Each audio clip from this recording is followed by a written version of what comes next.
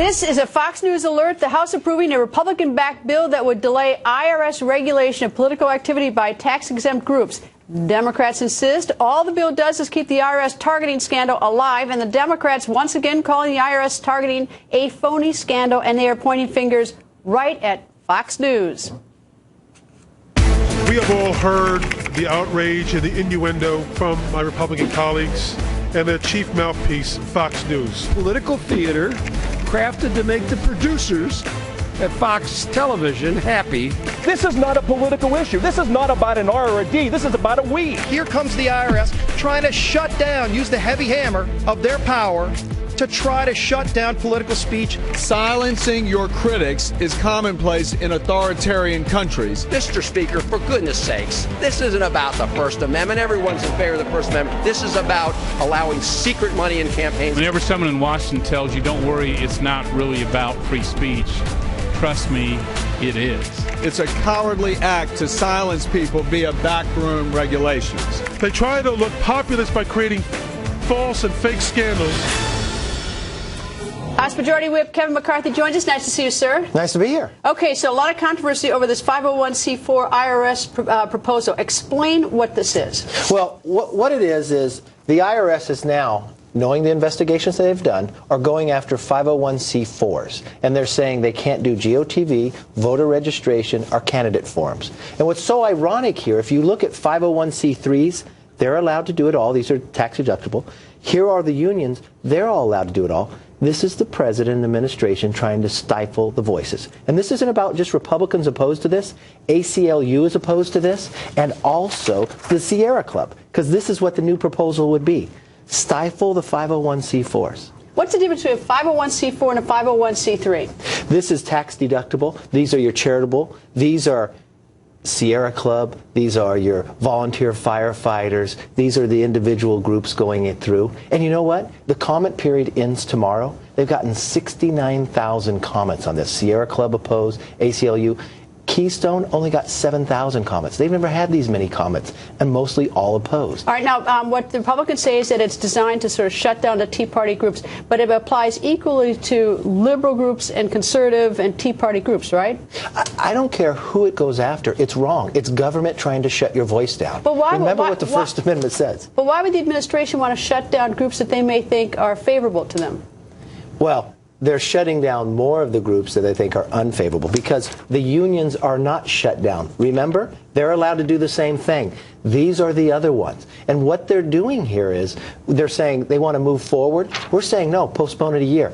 What did we get today from Lois Lerner's attorney? She's supposed to come testify on the 5th. She wants immunity. Now, if it was all trumped up that the IRS was going after all these groups, why would she ask for immunity? Why would she have taken the 5th? And why would the IRS come after free speech? All right. So essentially the way this works is that the groups that are more likely to be favorable to the Tea Party or to conservatives are the ones that are being shut down by this, as opposed to the ones that are more favorable to the Democratic Party, the unions. This is trying to rig a system to protect themselves, to make friends, and to say who can talk and who can't. The ACLU literally says in here, will produce the same structural issues at the IRS that led to the use of inappropriate criteria in the selection of various charitable social groups for undue scrutiny. That's the ACLU saying he is wrong. All right. Why, if it's so bad, why are you only postponing it a year? Why don't you derail it forever? We're trying to be rational here. Let's postpone it a year till we get the end of the IRS investigation done. Lois Lerner hasn't even come back. She took the 5th, and now her attorney today when we vote. And remember, we got 14 Democrats to vote with us. Today, the attorney sends and says, I'll only come or send her if she gets immunity. All right, so she can either be granted immunity, which she says she'll show up, or if she will refuse to show up, or she'll show up and take the 5th again. Would you recommend that she be held in contempt if she doesn't testify without immunity? Yes, you have to get to the bottom of this. She spoke at the very beginning and then took the 5th. Right, she got an opening statement. All right, that was last May. What's taken so long? What's taken so long? Because they will hold up every firewall they can to not give you an investigation. What do they tell to the American public at the very beginning? Oh, that's just two ladies off to the side looking at something. We find out it was much more than that. They won't give you the information, and now they won't even come testify. If it's nothing, come before it, testify, answer the questions, and don't say you have to have immunity. The only people I know that ask for immunity before they testify have something to hide. Well, actually, as a former criminal defense lawyer, I always told my clients, no matter what, whether guilty or innocent, you better take the fifth. There's supposedly a criminal referral on this with Attorney General Holder. Is there a criminal investigation open? Look, is Holder really going to look at this? I mean, I know it's taken him so long. I mean, it's like, I tell you, this is last May. I don't know what's taking him so long. I know exactly what's taken Holder so long, because he doesn't want to look at anything. This is wrong to the American public. You got to get to the bottom of this. Anytime government, I don't care who's in administration at the time, you cannot use government to stifle people's voices. You cannot use government to pick friends and enemies in the process. That's why we created this government, for freedom and liberty, and they're doing everything opposed to that. What do you make of the cracks about Fox News all the time?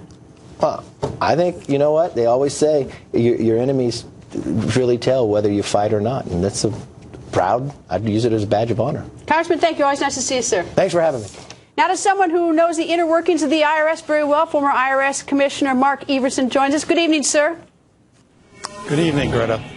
Tell me, you know Lois Lerner. Your thoughts on the fact that she took the fifth last year? Some people say that she didn't effectively take the fifth, and she also gave a speech so that she sort of waived it. But now she's being called back into the hot seat next week. Your thoughts, sir?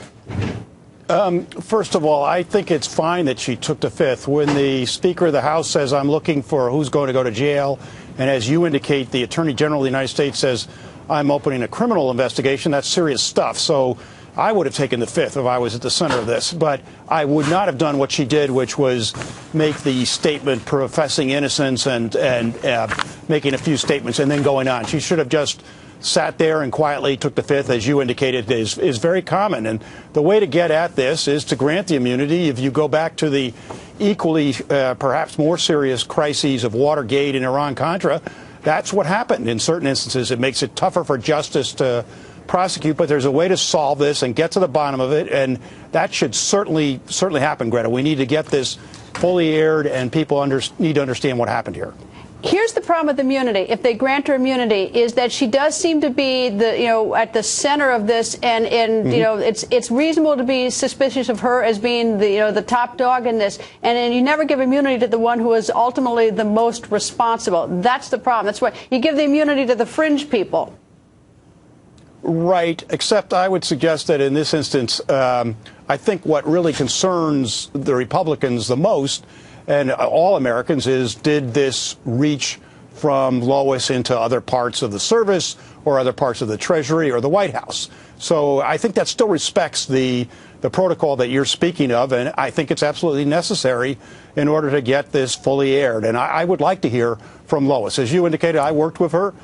We did important work on C3s and churches in the 2004 election cycle, and it was looked at by the Inspector General, and it was deemed to have been done in a balanced way. So I know the service can do better at these kinds of issues than it has in this instance.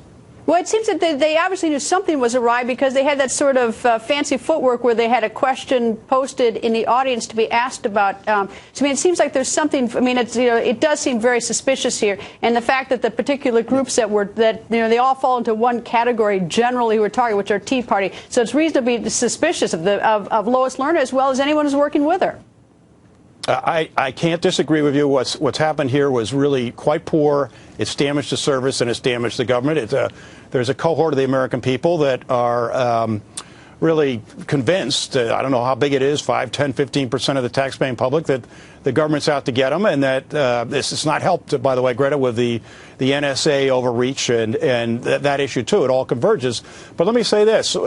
I think the president's new commissioner is a very strong individual. I think that he'll run the agency in a balanced way and will move forward. So I hope that Congress grants the immunity, gets through this, and that we get the truth and we move on, because the service faces very real challenges in areas like identity theft, which is rampant, and the implementation of the Affordable Care Act, as you know.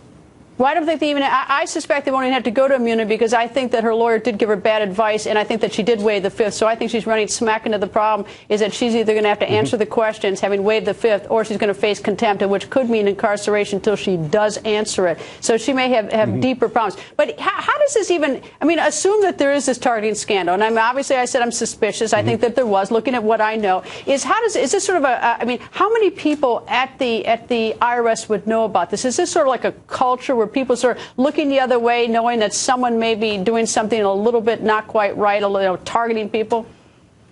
Not in my experience. In my experience, people up and down the line tried to do what was right. And what I find most disturbing here was the commissioner himself. I've said this before publicly, Shulman.